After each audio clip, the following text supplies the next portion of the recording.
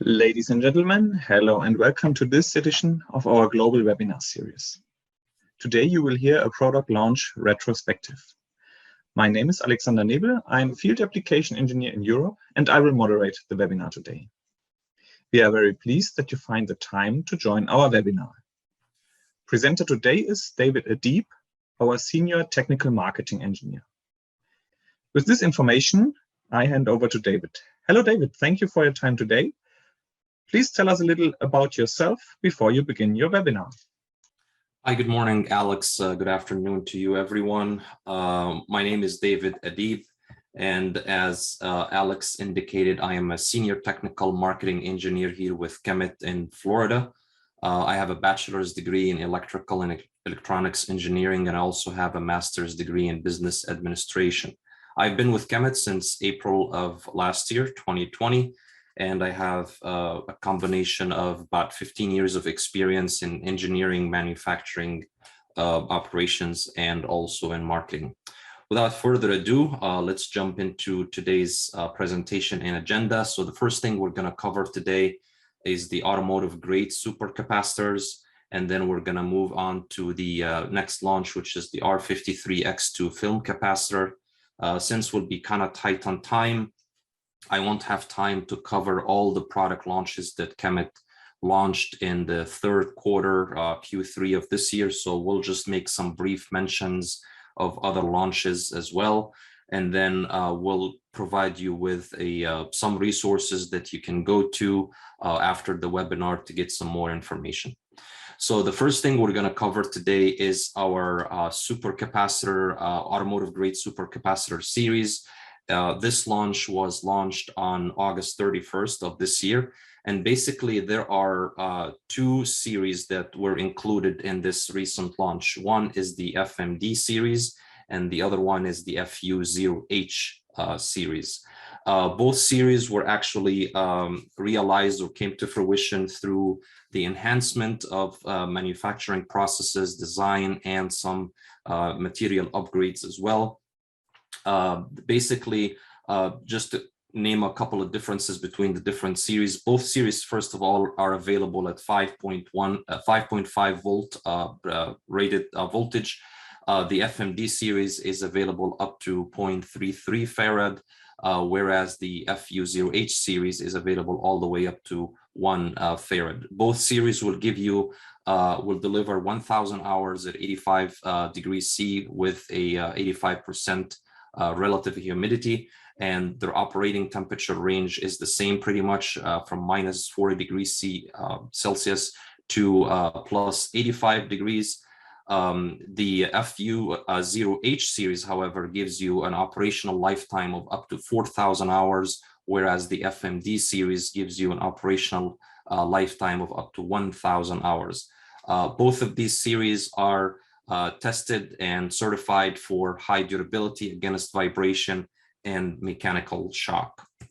It's also worth mentioning that both of these series are manufactured in ISO or ISO certified plants, and they're both subject to production part approval process and part submission warrant that are standard part of the supply chain process for automotive parts. Both of these series were also manufactured using the automotive testing protocols. And here it's really worth mentioning that according to the Automotive Electronics Council, the current revision D does not, D as in David, does not cover supercapacitors. We know that there will be a forthcoming revision E that will cover supercapacitors. So we've developed both of these capacitor series using the automotive testing protocol so that when the revision E is finally released, both of them will meet those requirements. So as I mentioned earlier, even though there are many similarities between the two series, there are a couple of differences. A couple worth mentioning, which I already did, is the capacitance available for the FMD is 0.33 farad.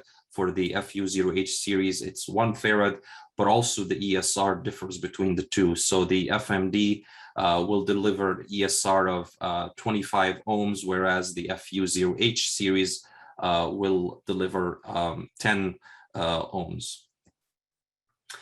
In terms of product structure or the physical design internally, the FMD series is what we call the mold resin series, whereas the FU0H series is our can case type.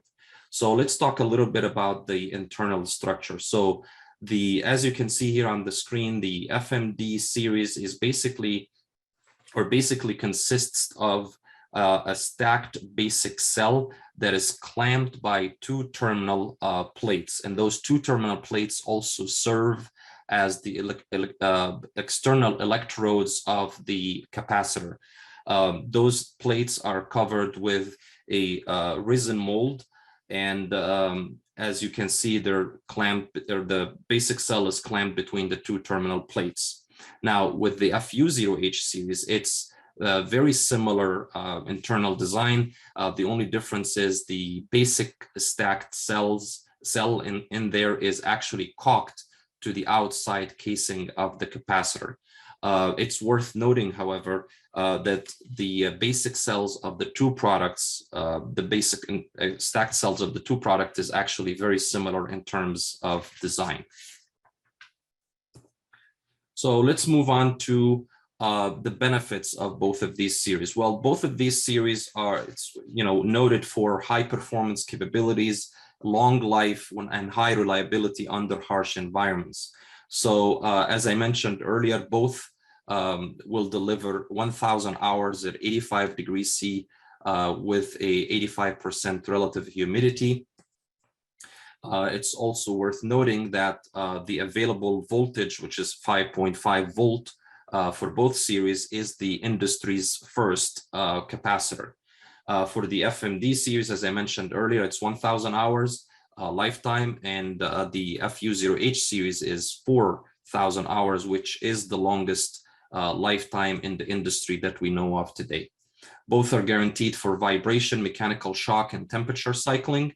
And as I mentioned also, they are subject to the production part approval process of the automotive grade parts.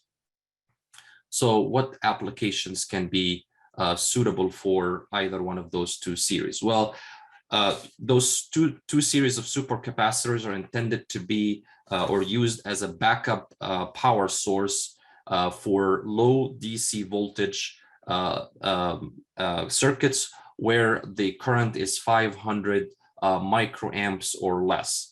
Now, this backup power can last for anywhere from several seconds to a few days, depending on the load, obviously. But examples of that can be the embedded microprocessor systems or flash memory.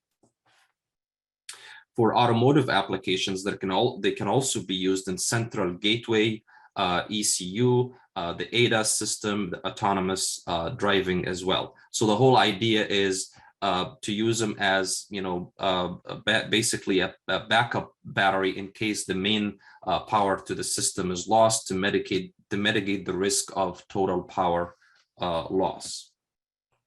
Other applications can also include infrastructure, industrial, and medical applications. So with that said, we'll move on to the next launch for this quarter, which is the first to market, the R53 X2 film EMI suppression film capacitor. And this particular capacitor was launched on September 21st of this year, and it is AEC Q200 qualified. And it offers the highest grade, the 3B grade in harsh environment capability. And this particular capacitor here will deliver 1,000 hours at 85 degrees C with relative humidity of 85%. Its rated voltage is 310 volt AC and 560 volt DC. Its recommended operating voltage, DC voltage, that is less than 630 volts. And one important feature of this particular capacitor is its miniaturized size. So it is the smallest EMI X2 film solution in the market today, with about 68% smaller in volume than our main competition available today.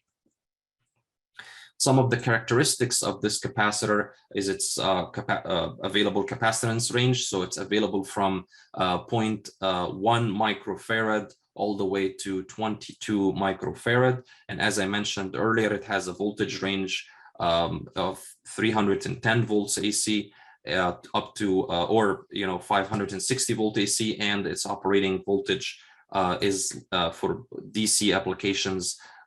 Recommended voltage is less than 630. Some applications that this film capacitor can be used in is automotive, green energy, industrial, LED drives, and commercial consumer electronics. We'll get into that in a second in the next slide here. So this particular capacitor, I know not every capacitor can be used across the main or in series of the main. So this capacitor can be used in either case. So it can be used in applications that require an X2 safety capacitor across the main, or in series with the main. So in series with the main, applications can be things like capacitive power supplies and energy meters.